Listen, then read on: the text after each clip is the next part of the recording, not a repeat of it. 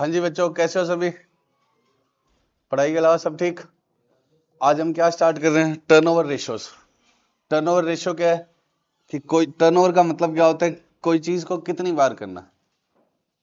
अब टर्नओवर का मतलब, टर्न का मतलब घुमाना। तो आप एक ही, जैसे मेरे पास 100 रुपए है, मैंने उससे कुछ खरीदा, 100 रुपए चले गए मेरे, फिर उसको बेच लिया, वापस कितने रुपए आ गए मेरे पास?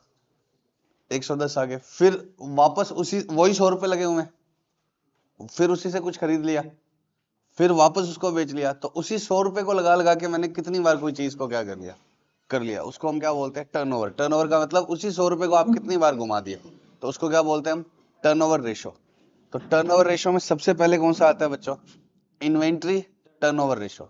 इन्वेंट्री टर्नओवर रेशो का मतलब क्या है? इसका फॉर्मूला होता है cost of revenue from operation divide by average inventories.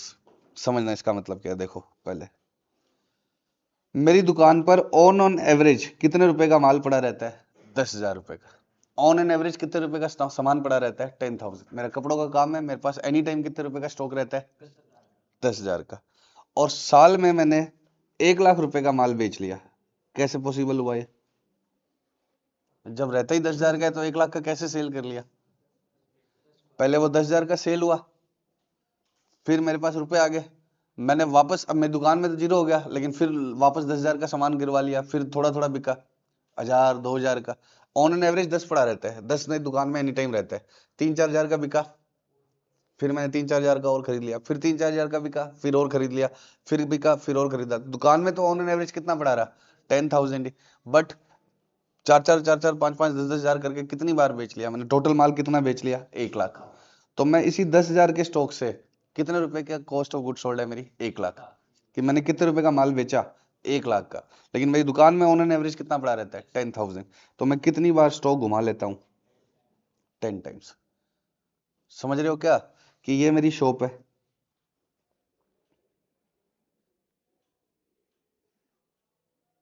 ये मेरा स्टॉक पड़ा हुआ है यहाँ पर, कितने रुपए का? 10,000। 10,000 का। थोड़ा सा बिका 4-5 हजार का, फिर 4-5 हजार का नया डाल लिया, फिर 4-5 हजार का फिर बिका, फिर नया डाल लिया, फिर बिका, फिर डाल लिया। तो ऐसे करके सेल तो हो गई 1,00,000 की, मतलब जो माल बिका वो टोटल साल भर में कितने रुपए का बिक गया? 1,00,000 का। लेकिन मेरी दुकान में इन्वेस्टमेंट कितने का रहता है? सिर्फ 10,000 के स्टॉक का। पक्का? तो इसका मतलब क्या है? मैं कितनी बार ये अपना स्टॉक घुमा लेता हूँ, और मैं जितनी ज्यादा बार क्या है ये घुमाता हूँ वो अच्छी बात है। तो ये ज्यादा आना अच्छा है या बुरा? ये इन्वेंटरी टर्नओवर रेशियो जिसका जितना ज्यादा हाई है वही क्या है? अच्छी एंटिटी। पक्का? अरे बोलो। तो इन्वेंटरी टर्नओवर रेशियो का फॉर्मूला क्या होता है बच्चों? कितने रुपए का माल बेचा, कितने रुपए का माल बेचा। अब लास्ट बार देख रहा हूं, दोबारा से अब प्यार से नहीं बोला जाएगा। Cost of revenue from operation, कितने रुपए का माल बेचा मतलब cost of revenue from operation. Revenue from operation किसको बोलते हैं? सेल्स को। तो कॉस्ट ऑफ गुड सोल्ड, आपने जो माल बेचा उसकी कॉस्ट कितनी थी, और डिवाइड में ऑन एन एवरेज आपकी दुकान में क्या स्टॉक रहता है। पक्का? एवरेज स्टॉक कैसे आएगा? Opening plus closing by 2। Average stock कैसे आ जाएगा? ओपनिंग स्टॉक और क्लोजिंग स्टॉक का क्या ले लेंगे? एवरेज। और कॉस्ट ऑफ गुड सोल्ड का मतलब क्या होता है? कि कितने रुपए का माल बेचा। अब आप बताओ, मैं आपको और कुछ नहीं बता रहा, मैं कह रहा हूं कि मैंने साल में 1,00,000 रुपए का माल खरीदा था, और अभी 10,000 मेरे पास पड़ा भी है, तो मैंने बेच कितने का दिया? आई वॉट द गुड्स ऑफ ₹1,00,000 और 10,000 is still lying with me. तो मैंने बेच कितने का दिया? 1,00,000 का खरीदा, 10 तो पड़ा ही है दुकान में, तो बेच कितने का दिया? तो कॉस्ट ऑफ गुड सोल्ड का फॉर्मूला क्या होता है? Purchase minus closing stock. अब अगले साल पर आओ, अगले साल के शुरू में कितने का स्टॉक था मेरी दुकान में? नेक्स्ट ईयर, उसको क्या बोलते हैं हम? Opening stock. फिर अगली बार फिर मैंने कितने का खरीद लिया? 3,00,000 का। और फिर देखा कि क्लोजिंग स्टॉक कितना पड़ा हुआ है? 30,000। तो मेरा COGS क्या होगा? 10 पहले से था, 3 और खरीद लिया, तो कितना होना चाहिए? 3,10,000। और 20-30 ही बचा है, बाकी कहाँ गया? सेल हो गया 2,80,000। तो COGS का फॉर्मूला क्या होगा? Opening stock plus purchase minus closing stock. अब 3,00,000 का खरीदा था, 10,000 का लौटा ही दिया वापस, तो परचेज कितनी माननी चाहिए? 3,00,000 में से 10,000 रिटर्न कर दिया वापस सप्लायर को, घटिया माल था, तो फिर परचेज कितने की आएगी? 290 की। ये भी अकॉर्डिंगली चेंज हो जाएगा। तो इधर कौन सी परचेज लेनी है? Net purchase. नेट परचेज का मतलब परचेज माइनस रिटर्न। तो सीओजीएस का फॉर्मूला क्या होता है? Opening stock plus net purchase minus closing stock. ये बीच में क्या लिखा है छोड़ो एक बार। सीओजीएस का फॉर्मूला क्या हुआ? Opening stock plus net purchase minus closing stock. अब देखो परचेज करते हैं तो कुछ उसको खरीदने के क्या लगते हैं? एक्सपेंस। उसको हम क्या बोलते हैं? Direct expense. डायरेक्ट एक्सपेंस का मतलब जो परचेज को करने के लिए लगे। एडवर्टीजमेंट परचेज के लिए तो नहीं लगी, वो तो सेल के लिए लगी, तो वो क्या है? Indirect expense. डायरेक्ट एक्सपेंस का मतलब गुड्स को खरीदने के लिए जो खर्चे लगे। जैसे मान लो दिल्ली से गुड्स परचेज किया तो दिल्ली से बीकानेर लाने का क्या लग गया? फ्रेट लग गया, तो उसको हम क्या बोलते हैं? डायरेक्ट एक्सपेंस या भाड़ा। उसको हम क्या बोलते हैं? डायरेक्ट एक्सपेंस या भाड़ा।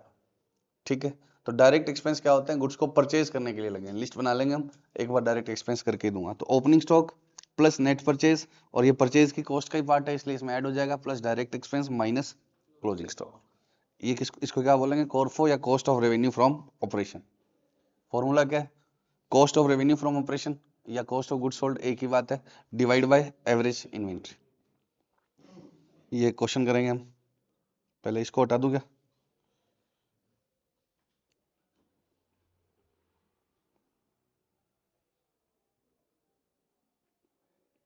एक सेकेंड।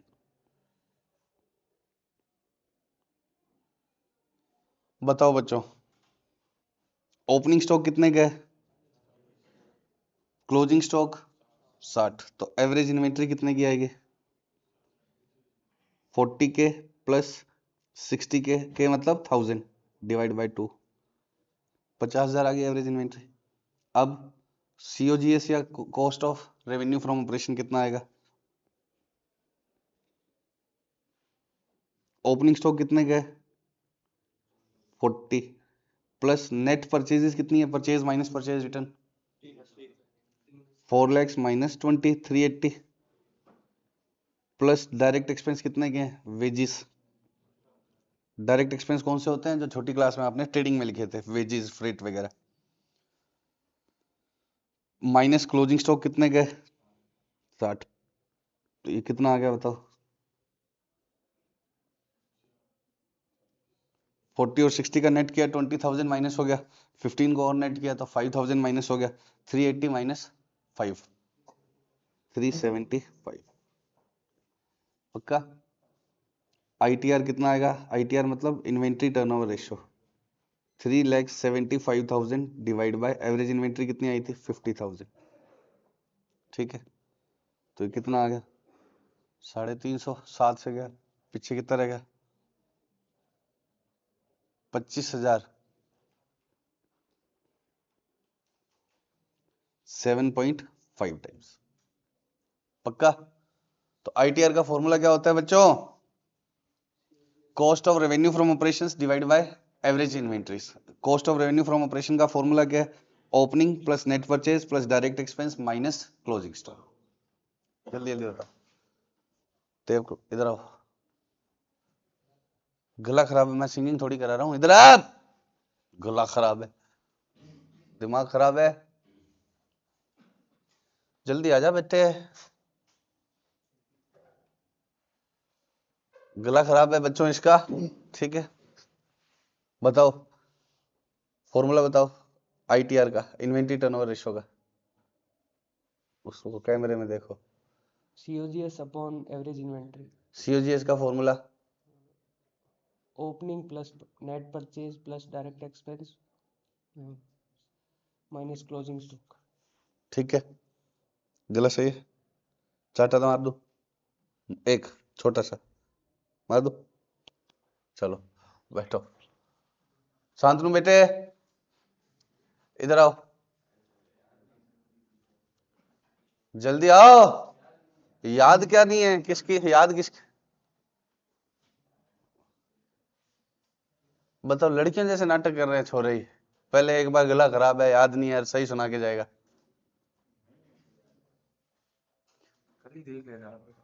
बताओ इन्वेंट्री टर्नओवर रेशियो का फॉर्मूला बताओ। Inventory turnover ratio. Opening stock. Inventory turnover with us. COGS upon average COGS upon COGS upon average inventory. और COGS का फॉर्मूला बताओ। Opening stock plus net purchases plus direct expense minus closing stock. तो फिर क्या हुआ? सही तो है, सही है क्या? बैठो। जय बाबा जी। जय बाबे की।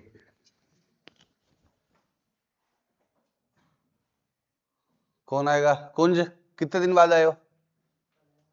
कल आए थे, आओ। एक बात तो तय हो गया कि मैडम आती है तभी तुम आते हो, हम लोग तो ऐसे ही हैं। तो आ जाए हैं बच्चे सारे।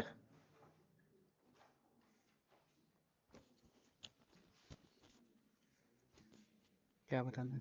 क्या बताओगे? बताओ GDP में कितना डिक्लाइन, बताओ। ITR का फॉर्मूला बताओ। COGS upon average stock. शाबाश। COGS COGS का formula opening stock plus minus closing stock plus net profit. Net profit. Sorry, net purchase plus direct expense. शाबाश। सॉरी का मतलब क्या जवाब होता है? Sorry doesn't relieve the hurt. Sorry से दुख कम नहीं होता। सॉरी बोलने से क्या बटीस्ता गलत कर दिया? बताओ। Opening stock plus net purchases plus direct expense minus closing stock, और एवरेज स्टॉक का फॉर्मूला क्या है? Opening plus closing by 2। एक और करते हैं फिर आगे डिस्कशन करते हैं। एक अमाउंट बदल के दूं क्या?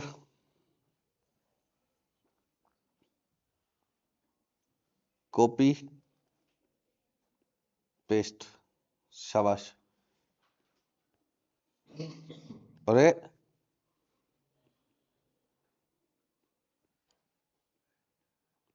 बताओ ओपनिंग स्टॉक कितना लिखूं?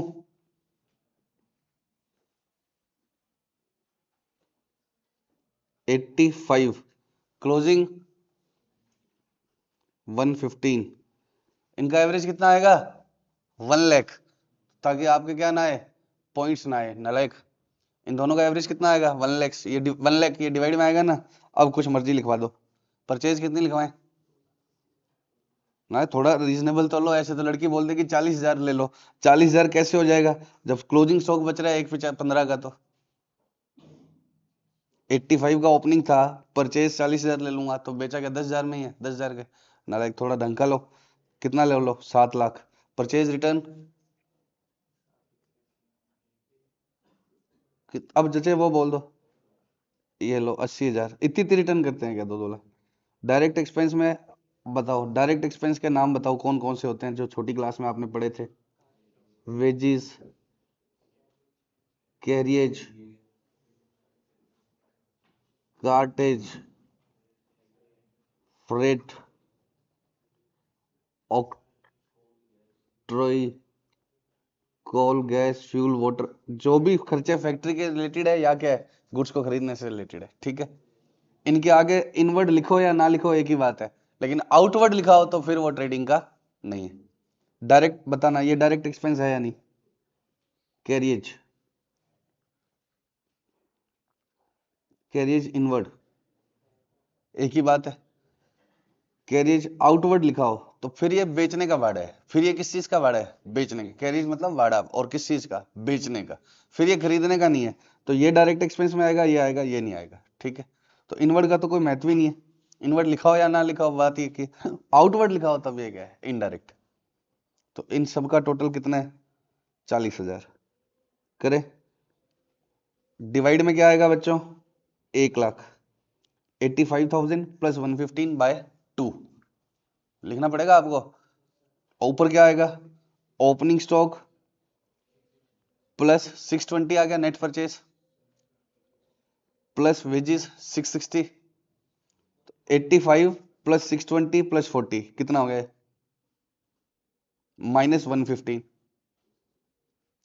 ये माइनस का है, बाकी सब प्लस है। ये दो माइनस के। अरे भाई इतने में क्या करते हो? देखो पहले मैं तो इन दोनों को नेट कर लेता हूं। कितना माइनस का है? 30,000। ये इन दोनों का नेट क्या है? 30 माइनस, ओपनिंग प्लस करना है, क्लोजिंग माइनस करना है, तो 30 माइनस में है, 40 प्लस में है, तो कितना रहेगा? 10 प्लस का। और 620 प्लस 10 कितना आएगा? 630। तो 6.3 टाइम्स। क्या फॉर्मूला है? Opening stock plus net purchase 620 plus wages 40,000 minus closing stock 115। करते रहिएगा। चलो अब बच्चों आपको क्या देगा, कॉस्ट ऑफ गुड्स सोल्ड अलग तरीके से देगा, सेल्स देगा और आपको क्या दे देगा, जीपी रेट। सेल्स मान लो 10 लाख की है और जीपी रेट है 20%। अब इससे सेल्स मैंने करी 10 लाख की, उसमें प्रॉफिट है 20%, तो हमें क्या निकालना पड़ेगा, कॉस्ट ऑफ गुड्स सोल्ड। तो अब जीपी रेट कभी कॉस्ट पर होती है, कभी सेल्स पर होती है, कुछ एक बार उस टॉपिक को होल्ड करके, कौन सा स्टिकर आ गया ये, हट रहा।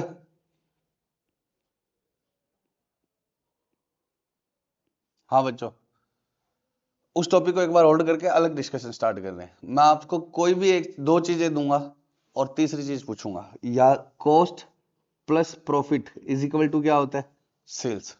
सी for cost, P for profit. P सबसे इंपॉर्टेंट अल्फाबेट है, ठीक है, जहां पी मिले वहां क्या कर लिया अगर अंडरलाइन। तो C for, P for, S for sales, पक्का। तो C plus P is equal to क्या होता है, सेल्स। अब मैं आपको या तो कॉस्ट, दो में से, तीन में से दो चीजें मुझे देनी पड़ेगी, बोलो।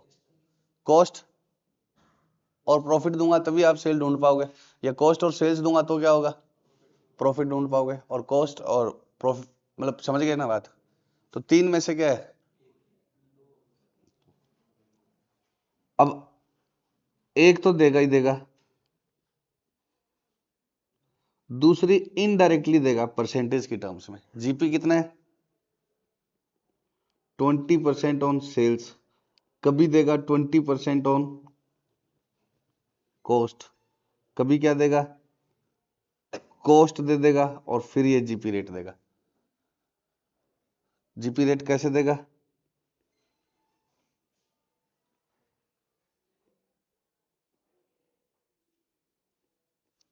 इसमें भी कभी कॉस्ट पे कभी सेल्स पे। तो इसको कैसे करना है, सबसे पहला स्टेप क्या होगा बच्चों, किसको 100 मानना होगा, जिस पर रेट गिवन है, और किसको 100 मानना होगा, जिस पर रेट गिवन है।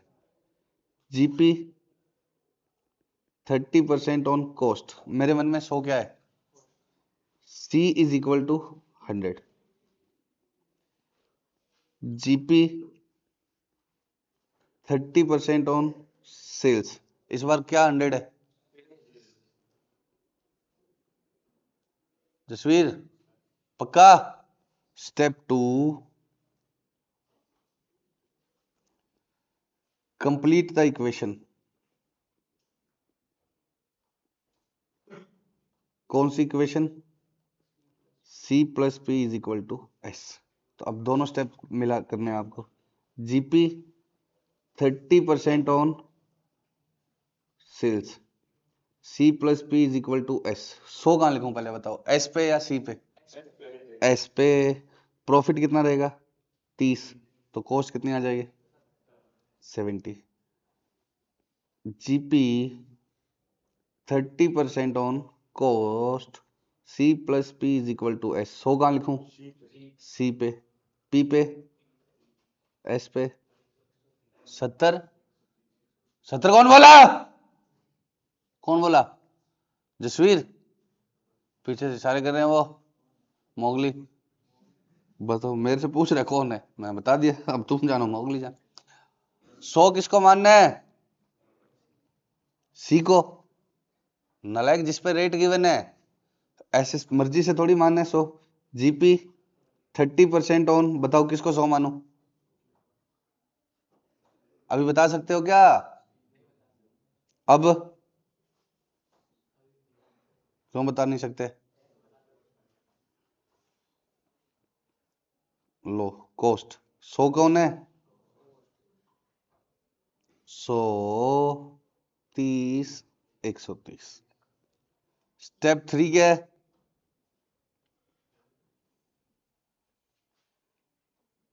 जो तुम्हारा न्यूमरेटर है ना, जो तुम्हें दिया हुआ है उसको न्यूमरेटर में लिख लो, और डिवाइड में वही चीज। अगर यहां सी है तो डिवाइड में क्या आना चाहिए, सी, इनटू में डिजायर्ड वैल्यू जो फाइंड करना है। सर ये समझ नहीं आया, तो अभी एग्जांपल लिए बिना कैसे समझ में आए। अगर तुम्हें क्वेश्चन में कॉस्ट दे रखी है तो उसके डिवाइड में आप अपने अकॉर्डिंग कॉस्ट बिठा दो, और प्रॉफिट पूछ रहा है तो मल्टीप्लाई किससे कर दो, 30 से। और सेल्स पूछ रहा है तो मल्टीप्लाई किससे कर दो 130 से। पूरा एग्जांपल लेता हूँ, जीपी 30% ऑन कॉस्ट और सेल्स कितने की दे रखी है 1,30,000। 100 किसको मानूंगा, सेल्स को या कॉस्ट को? इससे कोई मतलब नहीं है अभी, अभी इससे कोई मतलब नहीं है। 100 किसको मानना है, upon which rate is given, even though you have been given sales in the question. आपको क्वेश्चन में वैल्यू किसकी दी है उससे 100 डिसाइड नहीं होगा, 100 किससे डिसाइड होगा, upon which rate is given. 100 plus 30 is equal to 130। अब बताओ 130 के डिवाइड में क्या लिखूंगा। अब मैं आपसे पूछ रहा हूं प्रॉफिट निकाल के बताओ, तो प्रॉफिट कैसे आएगा बताओ। 130 के अपॉन में क्या आएगा, सेल्स है ना ये, तो सेल्स के अपॉन में क्या लिखना हमेशा, सेल्स। जो ऊपर आएगा वही नीचे आएगा। सेल्स के अपॉन में हमेशा क्या लिखना, सेल्स। और चाहिए क्या, प्रॉफिट, तो कितना आएगा 30। अगर मैं कॉस्ट पूछता तो क्या होता, ऊपर सेल्स है तो डिवाइड में भी क्या आएगा, सेल्स, और मल्टीप्लाई किससे कर देता, 100 से। कॉस्ट पूछी है तो मल्टीप्लाई किससे करूंगा, कॉस्ट से। तो यहां क्या आएगा, जो चाहिए, यहां क्या आएगा, जो ऊपर है। ऊपर क्या आएगा, जो क्वेश्चन ने दिया हुआ है, या तो कॉस्ट देगा या सेल्स। बोलो रो, जीपी 20% ऑन सेल्स, कॉस्ट दे रखा हूं मैं आपको 2 लाख। अब आप निकाल के बताओ मुझे सेल्स भी और प्रॉफिट भी, बताओ कैसे करेंगे, मेरे साथ साथ। C plus P is equal to S. 100 कहां लिखूं, सेल्स पे, क्योंकि रेट किस पर है, सेल्स पे। पी पर कितना लिखूं, सी पर 80। पक्का। अब 2 लाख के डिवाइड में क्या आएगा, 2 लाख खुद क्या है, वही आएगा। 2 लाख खुद क्या है, कॉस्ट, तो इसके डिवाइड में भी क्या आएगा, कॉस्ट। सेल्स पूछूंगा तो 100 और प्रॉफिट पूछूंगा तो 30। पक्का, बोलो बच्चों, श्योर।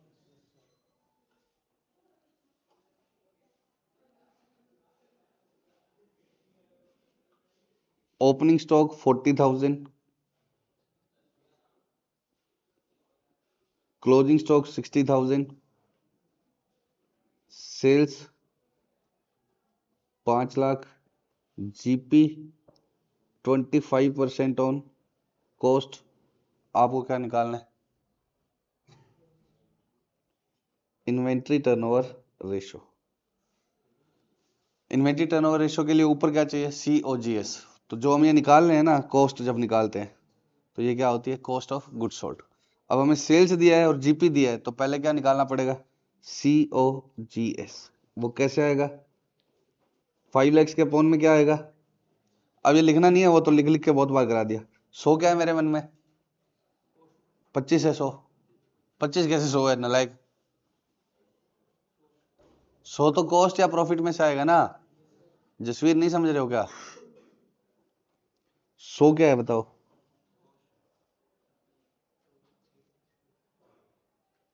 प्रॉफिट कितना है, सेल्स कितनी है, तो 5 लाख के अपॉन में क्या आएगा,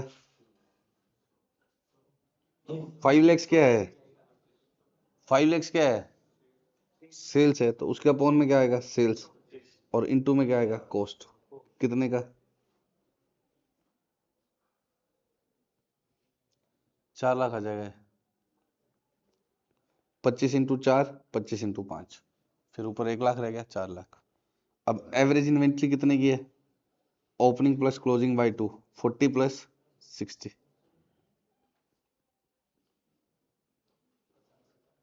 बाय 2, कितना आ गया, ITR कितना आ जाएगा, 8। 8 सबसे इंपॉर्टेंट क्या है, डिजिट, 8 टाइम्स। पक्का बच्चों, चलूं आगे, नहीं समझते हो क्या, पक्का। एक ऐसा ही देता हूं अमाउंट बदल के,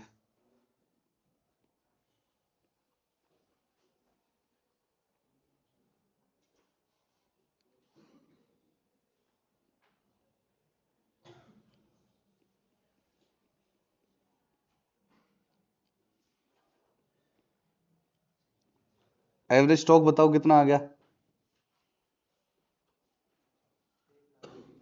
1 लाख आ गया। 80 प्लस 120/2, ये 120 है दूसरे बात। 15 lakhs, 30% ऑन सेल्स, तो C plus P is equal to S। S क्या है? 100, तो कॉस्ट कितनी आएगी? 70। तो COGS कितनी आएगी? 15 lakhs अपॉन 70। ओहो, 100। ठीक है भाई, ठीक है, ठीक है।